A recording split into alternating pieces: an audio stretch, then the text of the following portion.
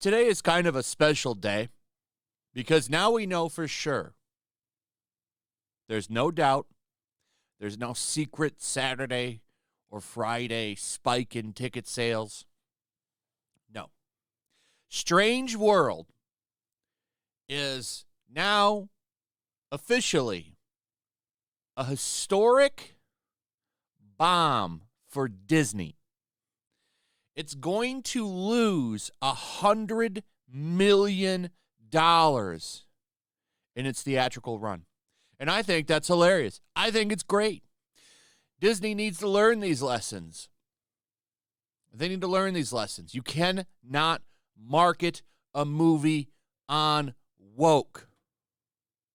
You need to actually tell me about the movie. You need to actually make the movie look interesting. Just going out there and saying, well, it has this representation, or it has this kind of thing going for it as far as sexuality, that's not going to get asses in seats. That's not going to get anybody to actually show up at the theater. I'm sorry. People don't show up for that. People show up to be entertained.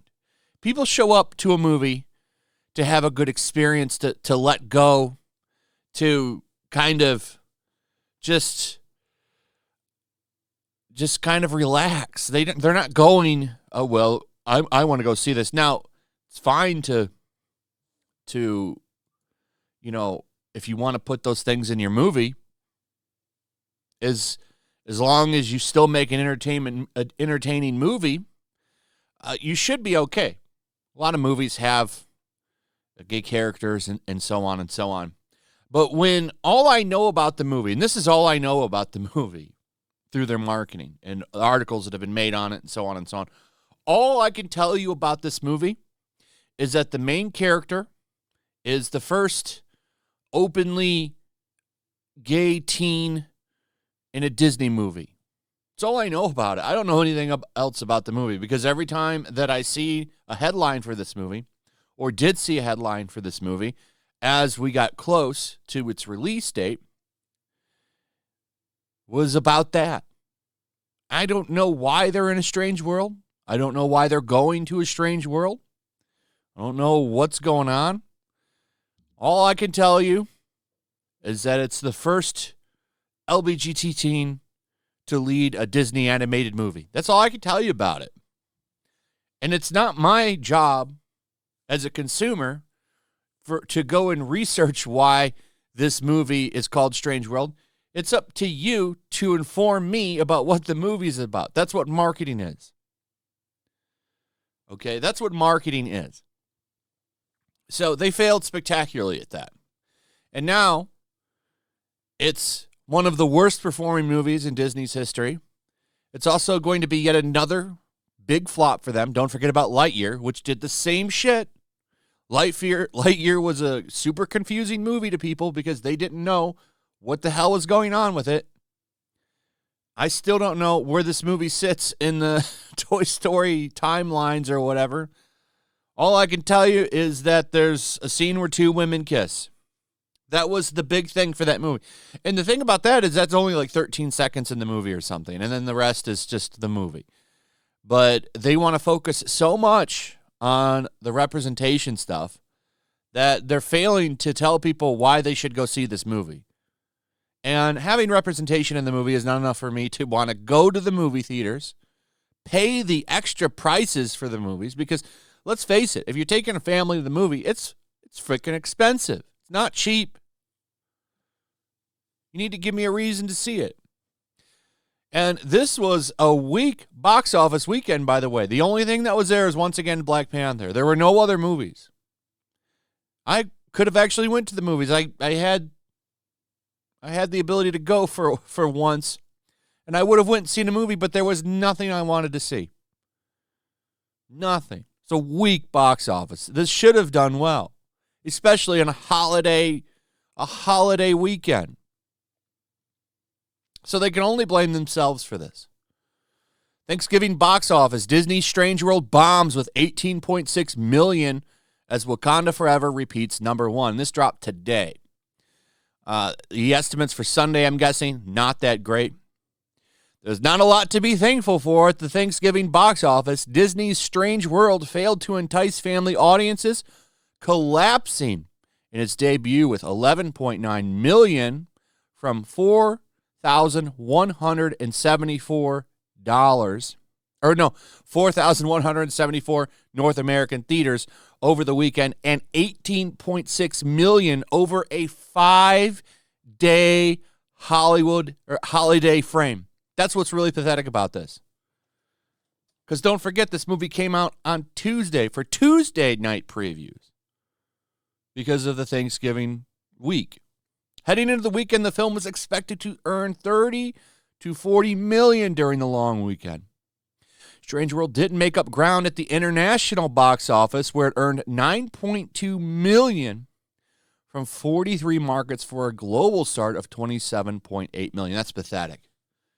$9.2 million in 43 markets. I was looking at some of the numbers for this movie on its opening day, and they are embarrassing.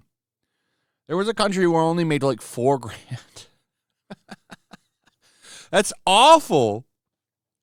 That is awful. In fact, look at some of these numbers.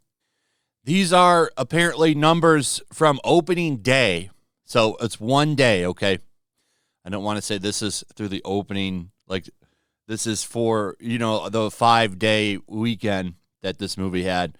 No, this is from opening day. So one day, but it's still embarrassing. So in the UK, and these are big markets in Europe, by the way. UK, 6,000. France, no release date because of Disney Plus.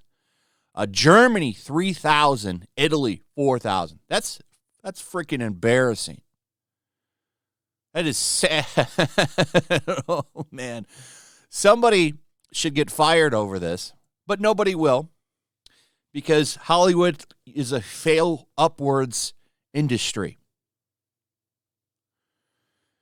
So, as they point out here, this is a catastrophic result for Disney, which has always been considered the gold standard in animation, but the studio has stumbled in pandemic times with Lightyear, one of the few Pixar films to lose money in its theatrical run, as well as Encanto, which didn't become a viral TikTok sensation until the musical Fable landed on its streaming services. The $180 million budgeted Strange World is poised to be another money loser for Disney unless business miraculously recovers in the next few weeks. But that's not likely, since the film, an animated adventure about a family of legendary explorers, has mediocre reviews and a tepid B cinema score and minimal buzz. If the film replicates the sales of Lightyear, which fizzled with $226 million worldwide, and Encanto, which tapped out with $256 million worldwide, Strange World stands to lose at least $100 million in its theatrical run, which is embarrassing for Disney, by the way. Very, very bad. And that is true about the reviews. The reviews for this movie aren't great. I know it's at 73%, but that's low for an animated Disney movie. The audience score is also low, which tells me that this movie is not going to have good word of mouth, because good word of mouth could save it. If people that were actually going to see this movie were coming out and saying, "Oh, it's so great," that could bounce it back a little, because word of mouth is very powerful, especially amongst families. They know it's almost guaranteed people with kids know people with kids.